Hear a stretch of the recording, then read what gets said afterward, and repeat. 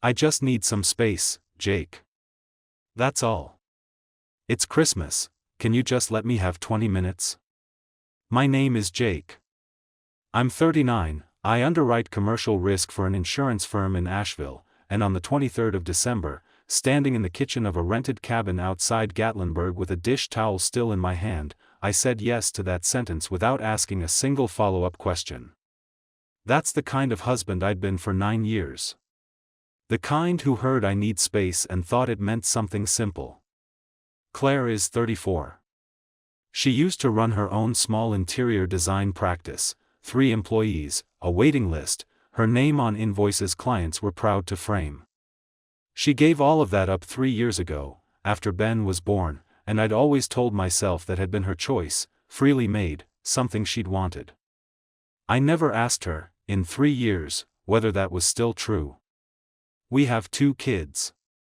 Maddie is 7, sharp enough to notice things before either of us wants her to. Ben is 4, and that Christmas he still believed, completely, that a fat man in a red suit was coming down a chimney we didn't have. The cabin belonged to my parents' side of the arrangement.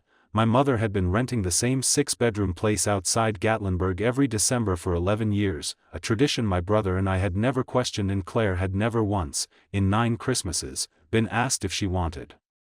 Every year we packed the kids and drove 4 hours into the mountains, and Claire hosted 11 family members worth of holiday cheer in a kitchen that wasn't hers, in a town that wasn't ours, for a week that was never really about her at all. That night, the 23rd, she'd taken her coat off the hook by the door at 9:40 and said she needed air, needed space, needed 20 minutes alone before the whole extended family Christmas Eve machine kicked into gear the next morning. I said sure. I even smiled.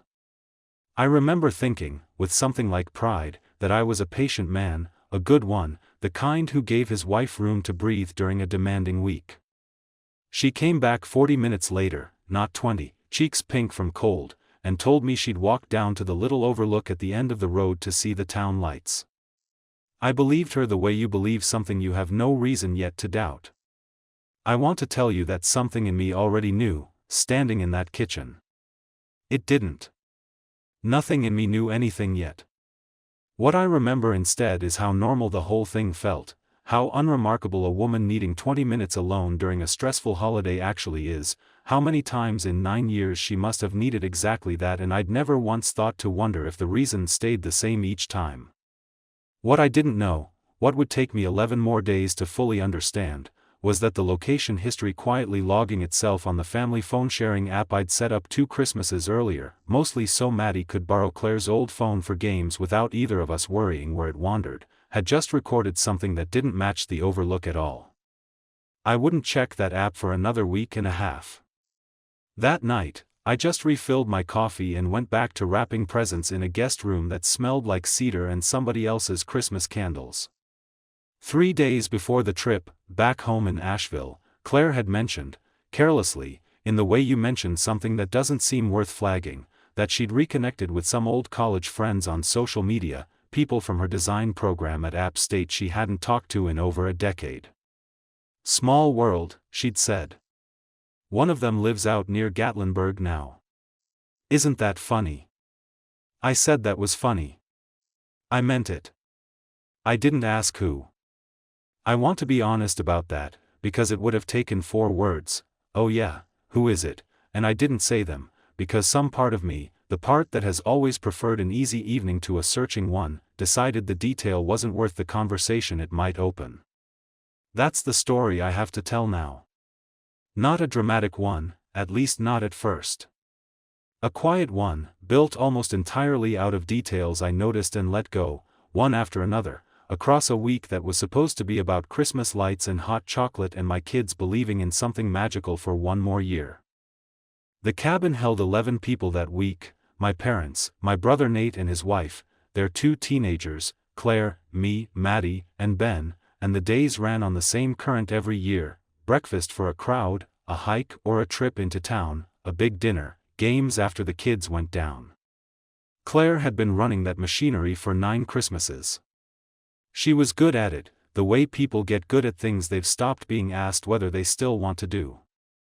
What I noticed, in the days after the 23rd, were small things I filed under holiday stress without a second thought. Claire started taking her phone with her everywhere, into the shower, onto the back porch when she stepped out for air, propped against the coffee maker angled away from the room while she got everyone's breakfast started. She'd always been relaxed about her phone at home, left it on the counter, screen up, unlocked half the time. That week it never left her hand or her pocket. She also started taking walks. Not long ones, 15, 20 minutes, always alone, always framed as needing a break from the noise, which nobody in that house could argue with, because the noise was real. 11 people, 2 kids under 8, my mother's opinions about how the turkey should be seasoned, anyone would want 20 minutes alone in that house. I told myself that's all it was. I told myself that a lot that week. The day after Christmas, my mother mentioned, over coffee, that she'd seen Claire down at the little coffee shop in town the previous afternoon, chatting with someone, while she waited for a to-go order. Some man, my mother said, mostly as idle observation, the kind mothers make without weighing them. Seemed like she knew him already. Small talk, though. Nothing. I said that was probably one of her old college friends, the ones she'd mentioned reconnecting with. My mother agreed that made sense and moved on to a different topic entirely. I let it go the same way, filed under makes sense, and didn't think about it again for 2 more days. That's the part of this I have to be honest about. The signs weren't hidden. They were sitting right there in ordinary conversation, and I kept doing the work of explaining them into something harmless, because harmless was so much easier to carry through a week already full of 11 people's expectations. The 28th, 2 days after Christmas, Maddie asked me at breakfast, entirely without malice, in the specific unfiltered way 7-year-olds report things, "Mommy went on a really long walk yesterday. Longer than usual." I timed it on the microwave clock. "How long, Bug?" I asked, mostly to indulge her. 58 minutes, she said, proud of the precision, and went back to her cereal. I remember that number landing somewhere and not landing anywhere at all, both at once. 58 minutes is a long walk for someone claiming she just needed a little quiet. I noticed the discrepancy. I noticed it the way you notice a crack in a windshield, real, visible, and easy to convince yourself won't spread if you just don't look at it too directly. That night, lying next to Claire, I almost asked her about it. I had the sentence half-formed, "Maddie said you were gone almost an hour yesterday," and I watched Claire's face in the dim light from the window, peaceful, unguarded, asleep before I'd finished deciding whether to say it out loud. I didn't wake her. I told myself it could wait until morning. In the morning, the machinery of 11 people needing breakfast swallowed the moment whole, and I never asked. I want to stop here for a second. Because if you've ever had a small, specific fact sitting right in front of you, a number, a name, a detail a child hands you without knowing its weight, and chosen to let it dissolve into the noise of an ordinary day rather than ask the one question it was asking you to ask, you already understand exactly why I didn't wake her that night. The 29th, Claire mentioned at dinner, lightly, to the table at large, that she'd run into Derek, from my old design program, a couple times in town, that it was funny how small the world was, that he lived out here now doing custom furniture work. My brother Nate asked a couple of easy follow-up questions, nice guy, what's he do, married, and Claire answered them smoothly, evenly, in a tone that gave away nothing except that she'd clearly told this story, in this exact shape, more than once before. I asked no questions at all. I remember actively deciding not to, telling myself it would look strange, almost jealous, to interrogate my wife about an old college acquaintance in front of my entire family over Christmas dinner. That decision, to protect the appearance of an easy, trusting marriage rather than risk one uncomfortable question, is one I've had a long time to sit with since. It felt, in the moment, like generosity. I understand now it was closer to cowardice dressed up as calm. That night, after the kids were down, I noticed Claire's phone buzz on the nightstand while she was in the bathroom, and I noticed myself notice it and choose, deliberately, not to look. Not out of any grand principle about privacy, I want to be honest about the actual reason. I didn't look because some part of me had started to suspect what I might find, and I wasn't ready yet to trade the uneasy comfort of not knowing for the certainty of knowing. I didn't know it then. This is what Claire was living through. On the walk Maddie had timed at 58 minutes. I told myself I'd just say a quick hello, that seeing Derek again after 12 years was harmless curiosity and nothing more. I hadn't planned the second cup of coffee. I hadn't planned staying past the point where the quick hello story stopped being technically true. Standing in that little shop, listening to him ask about my design work, actually remember I used to have a name for myself beyond somebody's mother, I felt something crack open in me that I'd been holding shut for 3 years without admitting it was even under pressure. I told myself walking back to the cabin that this was nothing, that talking to an old friend about work I used to love wasn't a betrayal of anything. I believed that, mostly, for about 4 more days.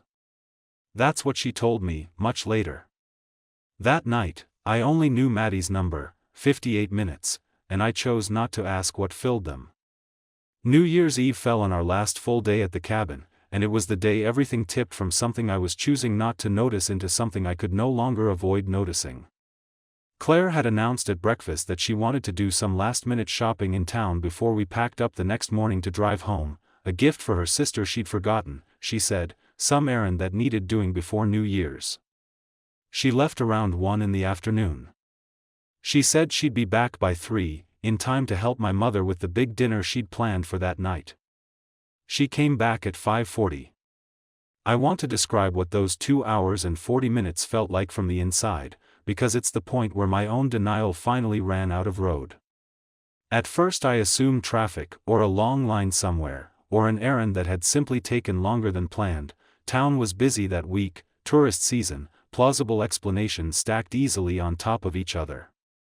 By 3:30, when she still hadn't texted, I started actually watching the clock instead of just being aware of it.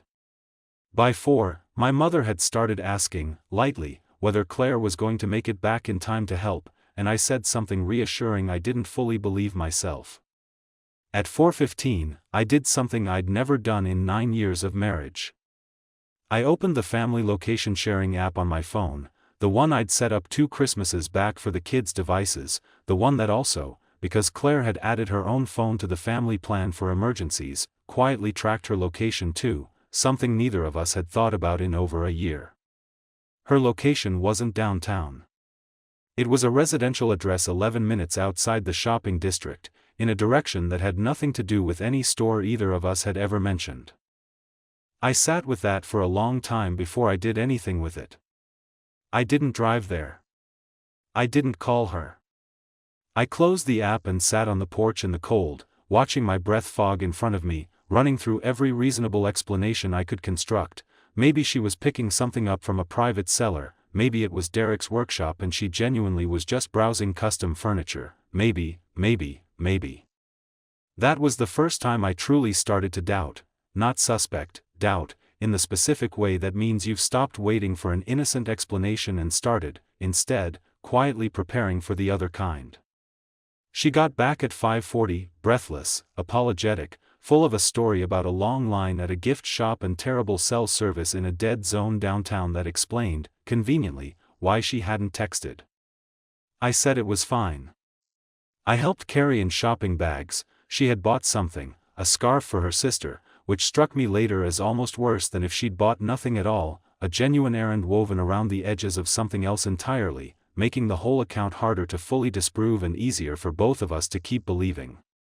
That night, New Year's Eve, we stood on the cabin's back deck at midnight with my family, everyone toasting the new year. Claire's arm looped through mine the way it had been every year for 9 years, and I remember looking at her face lit up gold from the string lights and thinking, I don't know if I actually know this person anymore, or if I've just known a very good performance of her for longer than I want to admit. I didn't say any of that out loud. We kissed at midnight like everyone else on that deck, and I told myself, one more time, that I was building something out of nothing, the way anxious people do, and that tomorrow, once we were home, in our own house, away from Derek and small towns and location apps I'd never meant to use this way, things would simply go back to normal. Looking back now, midnight on that deck was the exact moment the whole architecture of my trust finally gave out, even though I didn't let myself feel it collapse until days later. I had proof, a location, a timestamp, a scarf bought as cover, and I still chose, one more time, to fold it back into the story where nothing was wrong, because the alternative meant admitting the trip, the marriage, the whole comfortable shape of my life, had a crack running straight through the middle of it. We drove home to Asheville on New Year's Day, 4 hours of highway and a car full of sleeping kids, and somewhere around the second hour, Claire fell asleep against the window, and I drove the rest of the way turning one decision over in my mind: I wasn't going to ask her directly. Not yet. I'd learned enough in 9 years of watching Claire manage difficult conversations at work, with contractors, with demanding clients, to know she was better under pressure than I was, more composed, quicker on her feet. If I confronted her now, with only a location ping and a timeline that didn't add up, she'd have an explanation ready before I finished the sentence, and I'd be left holding a feeling instead of a fact. So I decided to do what I do at work when a claim doesn't sit right: gather everything first, quietly, methodically, before I said a single word. That decision protected me from being talked out of what I already half knew. It also cost Claire any chance of the kind of direct, early conversation that might have changed how this whole thing ended. I understand that now. At the time, it felt like the only responsible thing to do. Back home, over the following 10 days, I built a case the way I'd build a risk file. I checked the location history further back than that one afternoon. The app stored 90 days, and found 4 other instances during the Gatlinburg week where Claire's phone had pinged that same residential address, all in windows she'd described to me, at the time, as walks or errands. I found, going through our joint credit card statement, a coffee shop charge from the 27th for 2 drinks, timed almost exactly to the chance encounter my mother had mentioned. Small, deniable on its own. Damning stacked against everything else. I found a name. Derek Voss, custom furniture maker, a business page with a modest but real online presence, 5-star reviews, photos of handcrafted tables in a woodshop studio that matched, when I mapped it, the residential address from the app almost exactly. I want to mention the false leads too, because there were real ones, and I chased them hard enough to lose 2 full days I won't get back. I became briefly convinced the real issue was financial, that Claire was hiding some spending problem from me, maybe related to the design business she'd shut down, some debt she was managing quietly through an old contact. I went through 3 years of our finances looking for that thread and found nothing, just an ordinary, well-managed household budget, which told me clearly, once I let it, that whatever this was, it wasn't about money. I also spent one entire evening suspicious of her sister, wondering if the forgotten gift story pointed to some family secret rather than an affair, some inheritance issue, some old family conflict Claire was hiding from me on her sister's behalf. That thread collapsed the moment I actually looked at how normal and warm Claire's calls with her sister still sounded, nothing guarded in them at all. Another few days spent looking in the wrong direction, precisely because the right one was too painful to walk toward directly. By the second week of January, I had what I needed. Location data across 5 separate instances. A credit card charge. A name, a face, a business, an address that matched. I hadn't said one word to Claire. I'd sat across from her at dinner 9 or 10 times in that stretch, watching her help Maddie with homework, watching her laugh at something Ben said, holding, the entire time, the full and specific knowledge of what I now believed was happening. I remember one night in that period, lying beside her in the dark, feeling the old, familiar shape of her breathing next to me, and understanding with total clarity that I had already made a decision I hadn't told her about, that whatever came next in this marriage, it wasn't going to be decided the way marriages are supposed to be decided, together, out loud. It was going to be decided by me, alone, in the dark, with a folder of evidence on my laptop she didn't know existed. I told myself that was strength. I understand now it was also its own kind of quiet cruelty, the same instinct that let me avoid the hard conversation for 11 days in a row, now aimed forward instead of backward, building toward a confrontation on my terms instead of a conversation on ours. I chose a Tuesday in mid-January, 2 weeks after we got home, a night the kids had a sleepover at my mother's, planned weeks earlier, unrelated to anything, but convenient in a way that felt almost deliberate once I realized how well it suited what I intended to do. I didn't ambush her the moment she walked in. I waited until after dinner, until the kitchen was clean and the house was quiet, and then I opened my laptop on the table, set my phone down beside it, recording, and asked her to sit down. "I want you to tell me everything," I said. "From the beginning. Exact dates. How many times you saw him. I already have most of it. I want to hear you say it." Claire's face did something careful and controlled, the same composure I'd watched her use on difficult clients for years, now turned toward me for the first time. "Saw who?" she said, and I watched her decide, in real time, to make me spend effort proving something I'd already proven to myself 12 times over. I laid it out anyway, the location pings, the dates, the coffee shop charge, Derek's name and his studio address. I kept my voice level, factual, the way I present a claims file to an underwriting committee. "Here is what I found. Here is what doesn't add up in the story you told me. Explain it." She didn't collapse. She didn't confess outright. She questioned my methods first, asked, with real edge in her voice, how long I'd been tracking her location, whether I understood how that looked, whether I'd considered that a marriage where one partner secretly surveils the other had its own problems worth examining. She introduced doubt about what the data actually proved. A location ping wasn't a photograph, she said, it didn't prove what happened inside a building, only that her phone had been near one. She stayed composed through most of it, keeping me slightly off balance even as the pile of evidence in front of her grew harder to wave away with any single explanation. "I'm not doing this because I'm trying to trap you," I said. "I'm doing this because I want one true sentence out of you before I decide what happens next." That landed somewhere. I watched the composure crack for the first time, not into tears, not into collapse, just a visible loosening in her shoulders, like she'd been holding a pose for 2 weeks and finally let it drop half an inch. "It's not what you're building it into," she said. "It didn't. We didn't cross every line you're imagining. It was talking. Some of it was more than talking. I'm not going to sit here and let you make it into something bigger than it actually was just because you found a location app." I asked her, directly, whether she'd been physically intimate with him. She didn't answer that clearly. She said the question itself was reductive, that whatever had happened between her and Derek wasn't something that fit into a yes or no box, that I was trying to force a complicated few weeks into a simple, damning shape because a simple shape was easier for me to be angry about. I told her I wanted her to call him, right then, on speaker, and end it in front of me, so I could hear for myself what kind of relationship this actually was. She didn't refuse outright. She hesitated, a long, visible hesitation, long enough that I already had my answer before she said anything else, and then she said she wasn't going to perform an ending for my benefit, that if this was really over, it would be over because she decided it was, not because I demanded a phone call as proof. I already had my answer. I didn't push further that night.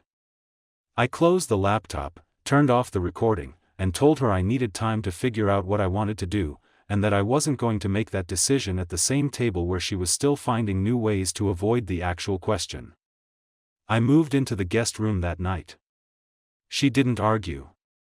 I lay awake a long time, not with the cold clarity I'd expected after 2 weeks of preparing for this exact moment, but with something closer to a low, steady grief, for the marriage I'd thought I understood, and for the 11 days at Gatlinburg I'd spent constructing reasons not to ask the questions I finally asked at my own kitchen table. Claire came to me 8 days later, on a Wednesday evening after the kids were asleep, and asked if she could finally tell me the whole thing without me interrupting, without me laying anything else on the table to correct her. I told her I was listening. She told me everything, in her own words, close to how she said it. She said it had started the first afternoon in that coffee shop in Gatlinburg, not planned, she said, genuinely accidental, seeing Derek's name on his shop window while she waited for her order. She said the first conversation had felt like nothing at all, and she'd told herself that walking back to the cabin, that seeing an old friend from a life she used to have was harmless. She said the second time, 2 days later, she'd gone looking for that feeling on purpose, and told herself it still counted as harmless because nothing physical had happened yet, and that distinction had let her keep going for longer than she should have. She said the escalation wasn't really about Derek specifically, it was about the version of herself she felt like when he asked about her design work, actually remembered she used to have ambitions beyond the household she'd spent 3 years running. She said she'd stopped feeling like a person with a name of her own sometime after Ben was born, folded so completely into wife and mother that even she had started to forget there'd been someone else underneath it. Derek hadn't given her anything Jake couldn't have given her, she said. He'd just been the first person in 3 years to ask the question that would have opened the door if I'd asked it instead. She admitted the physical line had been crossed once, on New Year's Eve afternoon, the 2 hours and 40 minutes I'd sat on the porch tracking her location and constructing explanations for myself. She said the shame afterward had been immediate and specific. She couldn't look at the ornament Maddie had made her that same week, hand-painted, hanging on the tree not 6 feet from where she'd lied about a scarf. She said she'd tried, twice, to end it in the days after we got home, and each time convinced herself one more conversation wouldn't hurt, until my laptop was open on the table and there wasn't a version of ending it that happened on her own terms anymore. I listened to all of it. I didn't interrupt. When she finished, I told her I believed she'd told me the truth this time, and that believing her didn't change what I'd already decided. I told her I was done. Not in anger, I'd used up most of that in the 2 weeks before the confrontation. I told her I understood, now, some of what had been missing for her, and that understanding it didn't obligate me to spend the rest of my life trying to fill a hole I hadn't even known was there until a location app told me where she'd actually been standing. We separated within the month. I found an apartment across town. The divorce took most of that year to finalize. Asheville, custody split close to even, the kids old enough by then to understand only that mom and dad lived in different houses now, not why. I didn't fight for the house or the furniture. I wanted, more than anything, to be somewhere that didn't still smell like a marriage I'd spent 2 weeks quietly investigating instead of simply asking about. Derek's own life didn't survive the fallout either. His long-term girlfriend, who I learned about only afterward, left him within a month of finding out. Small towns carry news fast, and Gatlinburg was smaller than most. Claire told me, months later, without any bitterness left in her voice, that whatever she and Derek had briefly reached for in each other hadn't been built to survive daylight. It collapsed almost as soon as the secrecy that had fed it disappeared. Claire lost the version of herself she'd spent 9 years being known as, reliable, composed, the woman who ran Christmas for 11 people without complaint. She had to rebuild something new, in front of people who now measured her differently, including her own kids eventually, in the small ways children measure things without being told to. I didn't do that to her. She did it to herself, and I think, by the time we finished this conversation 8 months after it started, she understood that too. I moved on eventually, slowly, the way people do after something like this, not the dramatic kind of moving on, just the ordinary kind, 1 year at a time, the kids' school events and holidays reshaping themselves into a new normal neither of us had chosen but both of us learned to live inside. I think often about that first night at the cabin. I just need some space, Jake, and how easily I gave it, how little I asked in return. I understand now that the space wasn't the problem. The problem was everything I chose not to ask about, for 11 straight days, because asking felt harder than not knowing. I realized something sitting alone in that new apartment the first week. I had spent 9 years being good at not making waves, at giving space when it was asked for, at trusting fully because trusting fully required nothing of me except staying comfortable. I understand now that trust without curiosity isn't really trust at all. It's just the absence of a question you were too afraid to ask. The most painful detail in this story isn't the affair itself. It's the 58 minutes a 7-year-old timed on a microwave clock, handed over at breakfast without any understanding of what she was actually reporting. That's usually how these things surface, if you're paying attention, not through some dramatic reveal, but through a child's innocent observation that an adult decides, in the moment, is easier to let go than to follow. What this account reveals, looking at the whole shape of it, is that Jake's excessive trust and Claire's loss of identity weren't opposite forces pulling the marriage apart, they were the same failure, worn by two different people. Jake's trust wasn't really faith in Claire, it was a preference for comfort over difficult conversation, repeated so consistently over 9 years that Claire eventually stopped expecting to be asked anything real at all. Her affair wasn't a rebellion against him specifically. It was a response to years of never being asked who she still was underneath the roles she'd taken on. There's something worth sitting with in how methodically Jake gathered his proof before saying a single word. That instinct protected him from being manipulated by a partial story, but it also meant he spent 2 full weeks sitting across from Claire at dinner, fully informed, saying nothing, which is its own quiet betrayal of the marriage he was ostensibly still trying to save. Silence, gathered carefully enough, can do almost as much damage as the original lie. What Claire's confession reveals, more than the affair's mechanics, is how completely a person can disappear inside a role everyone else finds convenient. Nobody in that cabin, not Jake, not his family, not even Claire herself, for a long time, ever asked whether hosting 11 people's Christmas year after year was something she wanted, or something she'd simply never been given room to refuse. I keep returning to one question this story leaves open: how many marriages run for years on a trust that was never actually tested, simply because neither person wanted to be the one to test it first? If there's one thing I'd want someone listening to sit with, it's that the space Claire asked for that first night wasn't really the request. The request was underneath it: notice that something in me needs more than 20 minutes, more than this trip, more than this version of my life, and I answered the smaller, easier question instead, the way I'd been answering the smaller question for years without realizing there was a bigger one waiting underneath it. I don't think Claire was owed an affair to feel seen again, and I don't think I was owed a marriage held together by silence and good behavior. I think we were both, in our own ways, choosing what was comfortable over what was true, for far longer than either of us wanted to admit once it finally came apart. If you've ever given someone space when what they actually needed was a real question, you already understand exactly why it took me 11 days at that cabin, and 2 more weeks after we got home, before I finally asked mine. Tell me one word in the comments: for a moment you gave someone space when you should have asked the harder question, or for someone who needed to be asked and never was. Thank you for staying with this one all the way to the end tonight.